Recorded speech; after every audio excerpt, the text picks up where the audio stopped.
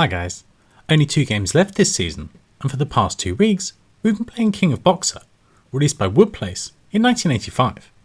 This is a boxing game, and it's controlled by an 8-way stick and 3 buttons, where you've got jab, punch and dodge. After my first play, I thought I was going to hate this one, but actually it wasn't too bad, although it's really not my favourite.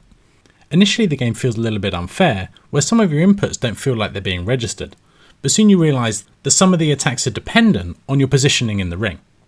And actually, there probably is a reasonable amount of skill involved.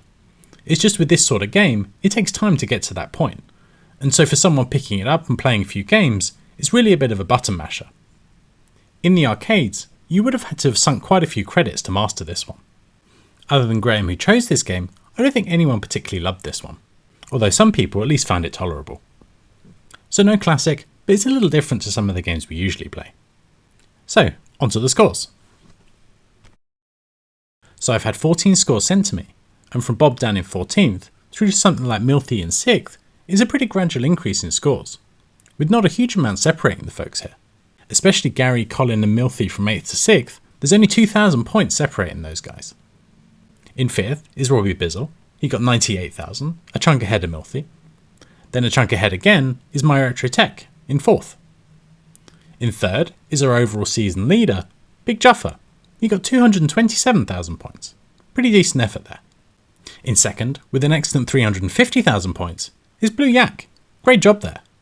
He put a video out on his YouTube of his run, and he was utilising a particular button mashing technique where he backed up against the ropes and just hammered the jab and dodge buttons until his opponent pretty much walked into his shots and got knocked out. In 1st though is our chooser of this game. Obviously a big fan, with fond memories of the game back in the day. So our winner of this round, and making a decent comeback against Juff, is Graham 10 Shearers. He scored 632,000 and I think looped the game, so great effort there. Let's now see how that's affected the overall leaderboard.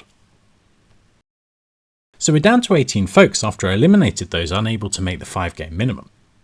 There's not much movement in the table, and we've only got a couple of position swaps.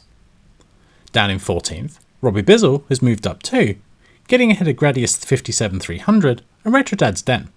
Also making up 2 places is Milthy. He's got ahead of Ian and Paul, and is only 1 point behind me now for 5th. I've now dropped behind the guys in 3rd and 4th, My Retro Tech and Blue Yak. There's only 11 points separating those guys, so definitely all to play for here. At the top then, the gap has closed further, with back-to-back wins now for Graham. He was over 100 points behind Juff, but now the gap's only 54 points. And with 2 games left, it's definitely getting close. If Graham wins the last 2, he'll guarantee the overall season win. I'm sure Juffer will do everything he can to stop that, so let's take a look at the next game. So our next genre is usually a pretty popular one, and that's single screen shooter. I have 11 entries sent to me, and Gallagher, with 3 votes, was our most popular choice. That win for Graham means his choice of Donkey Kong 3 is trebled. So let's set things going and see what we get. Okay, it's not going to be Donkey Kong 3. Okay, Ian's been lucky again. I couldn't tell you what this game is. I've not seen it before. It's Lizard Wizard. So other than having a pretty cool name, I know nothing about it. I'm going to go look it up, make a video. I'm back in a sec. So our next game is Lizard Wizard, released by Techstar in 1985. This game isn't particularly well known, and you can kind of see why.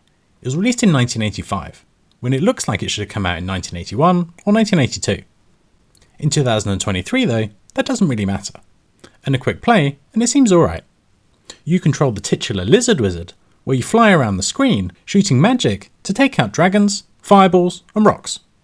The aim is to clear each screen before moving on to the next one. I don't know if the game mixes things up as you make progress, but I didn't get that far after a couple of plays.